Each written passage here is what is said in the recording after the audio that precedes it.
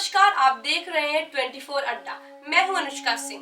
प्रयागराज में महाकुंभ की भव्य शुरुआत हो चुकी है।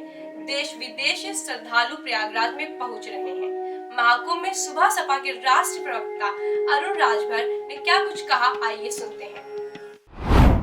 2012 में जब कुंभ का आयोजन किया गया था, अरुण राजभर कुंभ गए थे घूमने प्रयागराज। देखिए, उस समय डर पैदा था, उस समय दंगा हो गया, उस समय लोगों की जानें चली गई, समाजवादी की सरकार थी।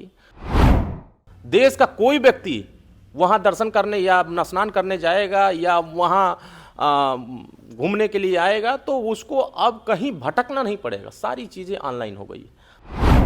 कि सनातन को बचाने का काम, हमारे सनातन संस्कृति को जीवित करने का काम अगर कोई कर रहा है तो हमारे देश के प्रधानमंत्री या उत्तर प्रदेश के मुख्यमंत्री कर रहे हैं। नमस्कार, आप देख रहे हैं 24 अड्डा। हमारे साथ बात करने के लिए मौजूद हैं सोहेल डो पार्टी के राष्ट्रीय प्रवक्ता अरुण राजभर जी। इनसे बातचीत करेंगे और जानेंगे कुंभ को लेकर ये क्या सोचते हैं। अरुण जी, आपका स्वागत है। बहुत बहुत धन्यवाद आपको। कुंभ का आयोजन 3 दिनों के बाद होने वाला है, क्या कुंभ को लेकर आप सोचते हैं? देखिए, जो अब तक नहीं हुआ कुंभ में, वह उत्तर प्रदेश की सरकार करके दिखाने जा रही। पूरे विश्व के लोगों का निगाह कुंभ की तरफ दिख रहा है। 40 करोड़ लोग स्नान करने के लिए वो 13 तारीख का इंतजार कर रहे हैं और लगातार देश के हर कोने से ये खबर आ रही है, जैसा कि सभी देश के नेता, देश के मंत्री, प्रधानमंत्री, मुख्यमंत्री, सभी लोग अपने अपने संबंधित राज्यों के अपने मंत्रियों के यहाँ, अपने मुख्यमंत्री के यहाँ, माननीय प्रधानमंत्री जी स्वतः देश के तमाम राष्ट्राध्यक्षों के यहाँ मैसेज दे रहे हैं कि कुंभ में आइए। और यहाँ का जो सांस्कृतिक एक विरासत है, जो हमारी एक पहचान है, जो हमारे पूर्वजों द्वारा गढ़ी गई एक नब्ज है, उस चीज़ों को आप यहाँ से देखिए, नज़दीक से देखिए कि यहाँ की जो संगम तट है, यहाँ के जो बनावट है, जो सजावट है, जो यहाँ से संदेश निकलेगा वो पूरे हिंदुस्तान ही नहीं पूरे दुनिया को दिखाई देगा। एक नज़ीर पेश होगा कि माननीय मुख्यमंत्री योगी आदित्यनाथ जी के नेतृत्व में, देश के प्रधानमंत्री माननीय प्रधानमंत्री नरेंद्र मोदी के मार्गदर्शन में और माननीय ओम प्रकाश राजभर जी के प्रयासों से जो कुंभ में आयोजन चल रहे हैं, हम लोग सिक्किम में जा कर के वहाँ के माननीय राज्यपाल महोदय को, माननीय मुख्यमंत्री को हम लोगों ने निमंत्रण दिया।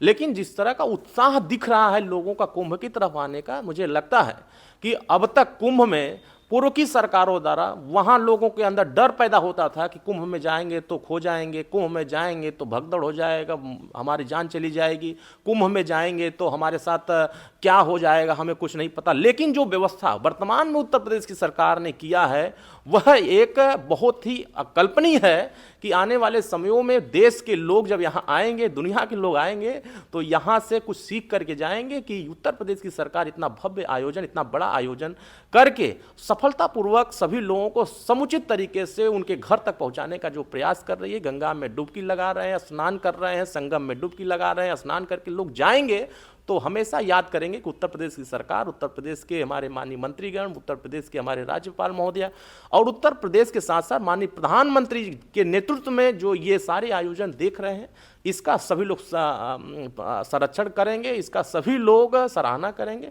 कि ये आयोजन आने वाले समय में लोगों के सामने एक बहुत बड़ा नज़ीर बनकर रहेगा कि जो कुंभ का आयोजन हम लोग करा रहे हैं वह कुंभ के आयोजन पूर्व की सरकारों ने नहीं करा पाए, जबकि ये बहुत विरासत से चली जा रही है, बहुत परंपरा पहले से चली जा रही है। लेकिन जितना भव्यता दिव्यता अब दिख रही है उतना पहले नहीं दिखती थी, क्योंकि सनातन को बचाने का काम, हमारे सनातन संस्कृति को जीवित करने का काम अगर कोई कर रहा है तो हमारे देश के प्रधानमंत्री या उत्तर प्रदेश के मुख्यमंत्री कर रहे हैं। अरुण राजभर जी, इस बार तो कुंभ में A1 टेक्नोलॉजी का उपयोग किया जा रहा है, कहीं ना कहीं युवाओं को लेकर क्या सोचते हैं? आप तो युवा हैं। जो चीज़ें अब तक कुंभ में नहीं हो पाई थी, तमाम टेक्नोलॉजी हम लोग आज कुंभ के नाम से FM लॉन्च हो रहे हैं और माननीय मुख्यमंत्री के नेतृत्व में हो रहे हैं।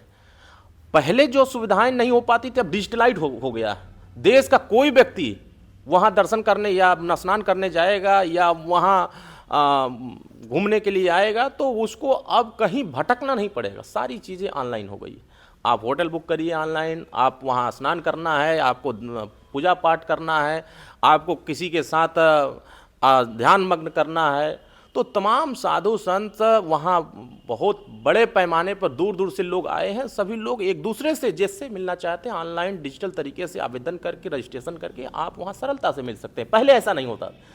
अब जो हुआ है उससे उत्तर प्रदेश की सरकार ने तमाम जन को ये सुविधाएं दिया है कि अब किसी को कुछ नहीं दिक्कत होगी, आसानी से डिजिटल तरीके से हम हर सुविधाएं वहां प्राप्त कर सकते हैं। उत्तर प्रदेश के मुखिया योगी आदित्यनाथ लगातार कुंभ में जा रहे हैं, निरीक्षण भी करते हैं, तो अरुण राजभर कब कुंभ जा रहे हैं? हमारे नेता माननीय ओम प्रकाश राजभर जी कल कुंभ में पहुंच गए हैं और वहाँ निरीक्षण भी कर लिए हैं, पूरे व्यवस्थाओं का जायजा भी लिए हैं। माननीय मुख्यमंत्री के साथ भी उन्होंने जायजा लिया है। तमाम हमारे विभाग के तमाम अधिकारी भी लगे हुए हैं और पूरे प्रदेश के सभी अधिकारी और उत्तर प्रदेश के डीजीपी, उत्तर प्रदेश के प्रमुख सचिव, मुख्य सचिव, सभी लोग वहाँ लगे। किसी प्रकार का कोई दिक्कत नहीं है। जो व्यवस्थाएं जनता को वो मिलनी चाहिए वो व्यवस्था उत्तर प्रदेश सरकार उनको देने जा रही है। 2012 में जब कुंभ का आयोजन किया गया था, अरुण राजभर कुंभ गए थे घूमने प्रयागराज। देखिए उस समय डर पैदा था, उस समय दंगा हो गया, उस समय लोगों की जानें चली गई, समाजवादी की सरकार थी और जो उस समय गए थे और जो अब जाएंगे उनको बहुत चीज़ें अंतर दिखाई देगी, ज़मीन आसमान का फ़र्क दिखेगा कि जो व्यवस्थाएं सपा सरकार ने नहीं दे पाई वो व्यवस्थाएं उत्तर प्रदेश की योगी आदित्यनाथ की सरकार ने दिया और ये इतना बेहतर दिया कि किसी व्यक्ति के अंदर कोई डर नहीं, कोई भय नहीं, आसानी से जाएगा और अपने गंतव्य से, अपने स्थान जहाँ से आया है वहाँ तक वो आसानी से जाएगा, पहुँचेगा। किसी को कोई आपत्ति नहीं होगी, कोई दिक्कत नहीं हो, कहीं ठेली ठेला नहीं होगा। 40 करोड़ लोग आने का अनुमान लगाया गया है कि 40 करोड़ लोग वहाँ पहुँचेंगे। तो देखिएगा 40 करोड़ जहाँ आते हैं लोग, तो आप सोच लीजिए कि व्यवस्था कितनी बेहतर होगी कि लोग आसानी से वहाँ तक पहुँचेंगे और अपने घर तक वापस जाएंगे। मिल्कीपुर का चुनाव भी होना, उपचुनाव, उसको लेकर क्या कहेंगे अरुण जी? चुनाव 100% जीता जाएगा।